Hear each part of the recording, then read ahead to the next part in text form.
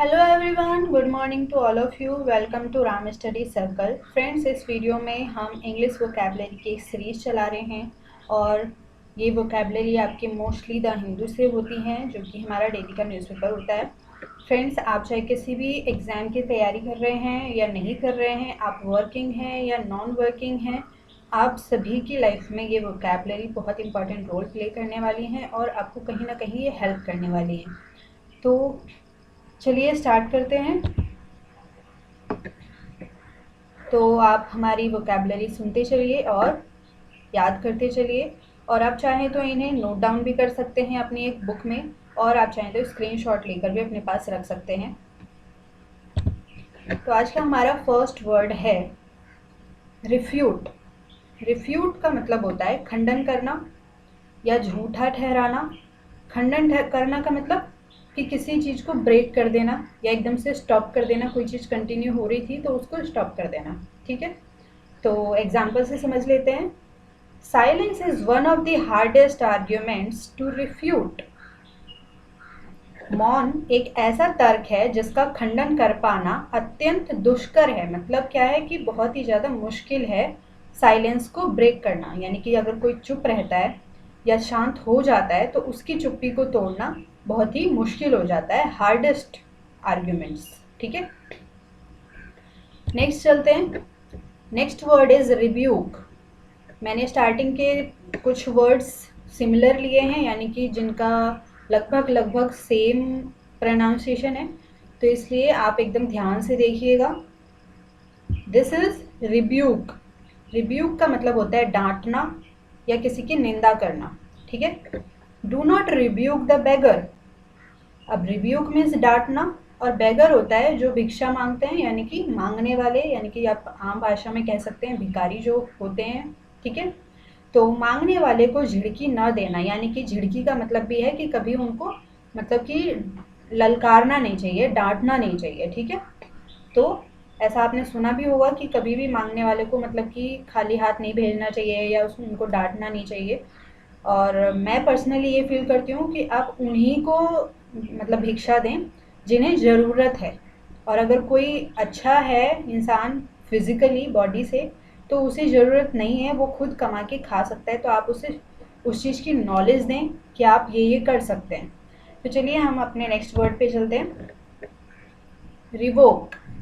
Revoke का मतलब होता है रद्द करना या मिटा देना किसी चीज़ को। ठीक है, तो let's see an example. The central government and the state governments also have the power to modify or revoke the detention orders. यानी कि केंद्र सरकार और राज्य सरकारों के पास निरोध आदेशों को संशोधित करने या फिर रद्द करने, ठीक है, रिवोक का मतलब क्या हो गया, रद्द करने की शक्ति भी है। यानी कि जो भी लॉ बने हैं सपोज करो, तो उसको सेंट्रल गवर्नमेंट और स्टेट गवर्नमेंट जो है वो रद्द भी कर सकती है या फिर मॉडिफाई भी कर सकती है। ठीक है, कुछ ऐसे प्रावधान किए जाते हैं। Coming to the next, idiocy. Idiocy क्या होता है, मूर्खता या फिर पागलपन कह सकते हैं।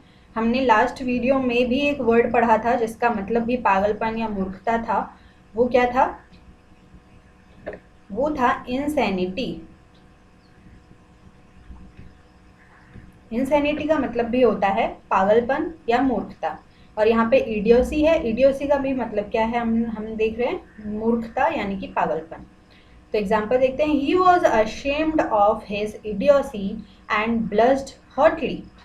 उसे अपनी मूर्खता पर गहरी शर्म आई। अशेम्ड मतलब शर्माना। ठीक है, और उसका मुंह लाल हो उठा। ठीक है, तो शर्म से वो कैसा हो गया, लाल हो गया एकदम।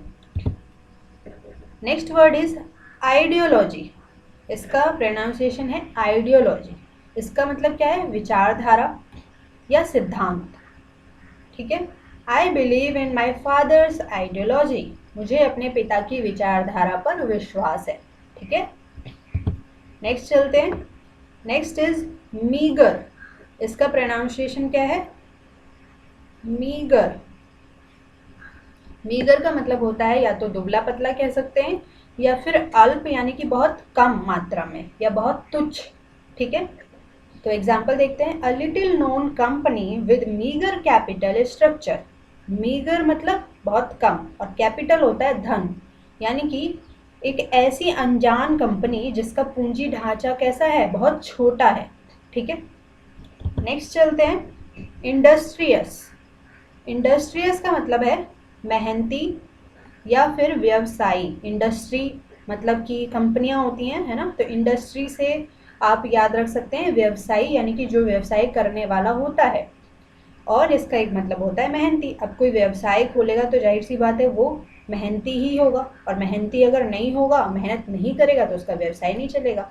तो आप इससे रिलेट करके याद कर सकते हैं। Let's see an example, ants may be small but they are industrious creatures. चींटियां आकार में भले ही छोटी हों, लेकिन वे बड़ी परिश्रमी होती हैं, और ये बहुत ही एक ट्रू फैक्ट है। आपने देखा होगा कि चींटियां एक लंबी कतार में चलती रहती हैं, और चाहे कितनी दूर से उन्हें अपना भोजन लेके आना होता है, लेकिन वो मतलब परिश्रम करने से पीछे नहीं हटती, बहुत ही मेहनत करती हैं वो अपने खाने के लिए। बहुत लंबा डिस्टेंस भी कवर करना चाहें तो वो करती हैं। ठीक है, तो इसलिए यहाँ पर इंडस्ट्रियस वर्ड इस तरह से यूज़ किया गया है। नेक्स्ट वर्ड देखते हैं, कोलोजल।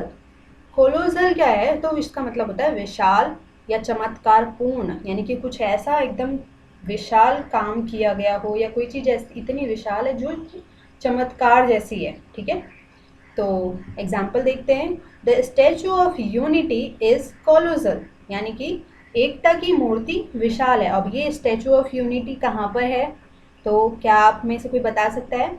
ये है अपने इंडिया में ही, और इंडिया में भी कहाँ पर है, तो हमारे गुजरात में है। और ये है किसकी, तो ये हमारे सरदार वल्लभ भाई पटेल जी हैं, तो उनकी स्टैचू ऑफ यूनिटी है, यानी कि उनकी मूर्ति बनाई गई है इंडिया में।